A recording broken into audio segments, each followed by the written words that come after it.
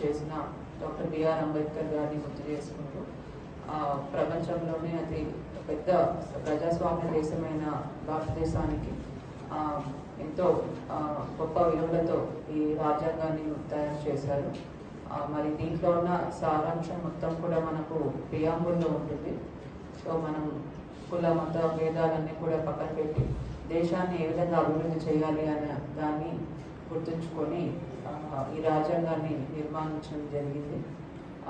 So ఈ రాజ్యాంగంలో ఉన్న ఫండమెంటల్ రైట్స్ ఏవైతే ఉన్నాయో, right to life, right to equality అన్నీ కూడా మనము ప్రజలకు అందిస్తూ, రాజ్యాంగంలో ఏవైతే ఫండమెంటల్ డ్యూటీస్ ఉన్నాయో అవన్నీ కూడా మన కర్తవ్యంగా భావిస్తూ మనం పనిచేయాల్సి ఉంటుంది. సో దీనికి సంబంధించి ఇప్పుడు ప్రియాంబుల్ ప్లెడ్జ్ ఒకసారి అందరం కూడా తీసుకొని మరొకసారి కూడా మన దేశ సేవలు మనందరం కూడా పునరంకితం కావాలని కోరుతున్నాను.